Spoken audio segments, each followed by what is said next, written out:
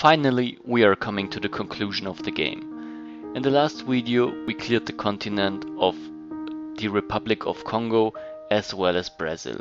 There were some remains of Egypt, but we cleared them away.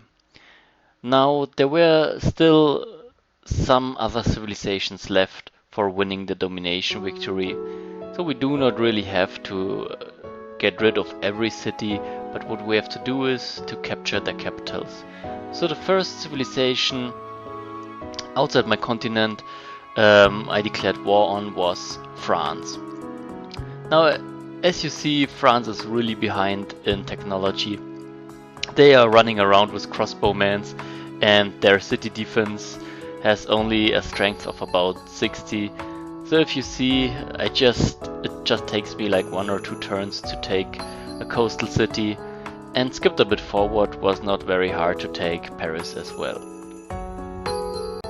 While Paris would have been enough, I decided to be a gentleman and got rid of the other 2 French cities.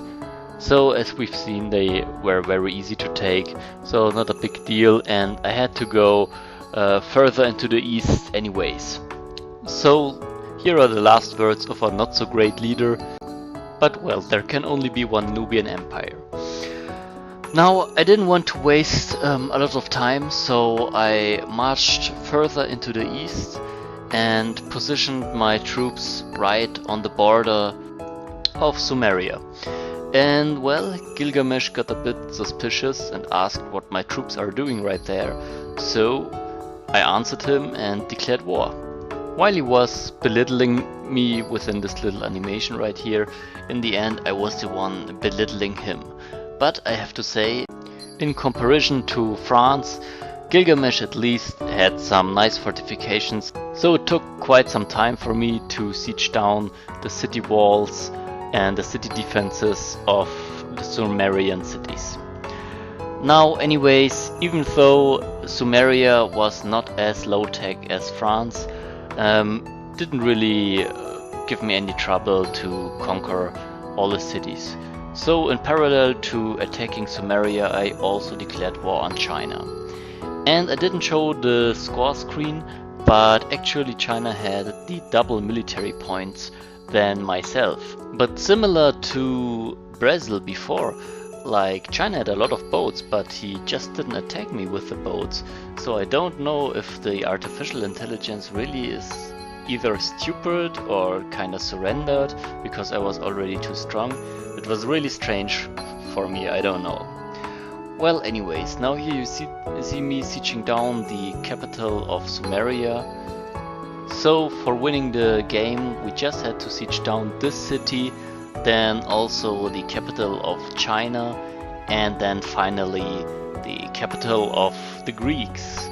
Yeah, and you see, while I was sieging down the capital of Sumeria, I was in parallel also sieging down the capital of China. So you see my troops are already here, and you see, gonna take the city. So I captured both of the capitals.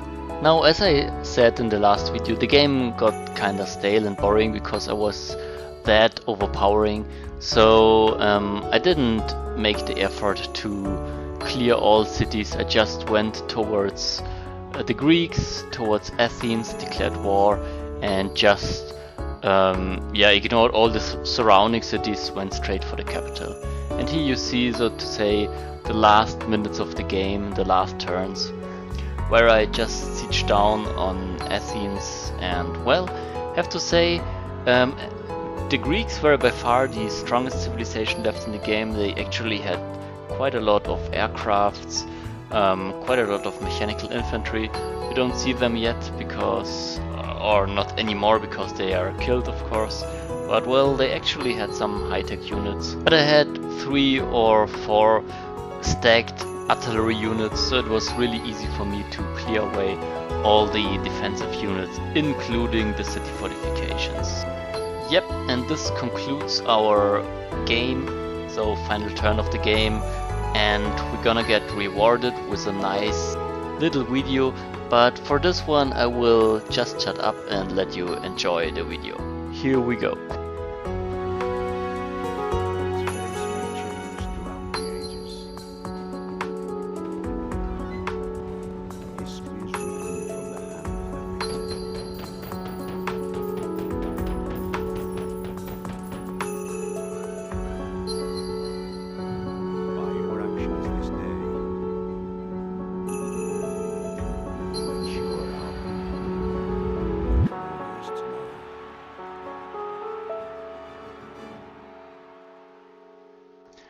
So yeah, here we go. Not sure if I liked the video. In my opinion, it was a bit cheap. Could have been of a game which was created like 20 years ago.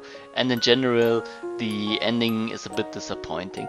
So, of course, they showcase the statistics as usual, but something which is a bit missing for me is like the spread of your civilization. In the other civilization parts, there was always like a replay which showed how you managed to, well, go onto the game strategically, and where you see how your borders expanded and stuff like that. But well, you can't have anything. In general, I have to say Nubian is a really cool race. So the cool part is they are super early game strong. The bad part is if you dominate the early game too strong, the late game gets a bit boring.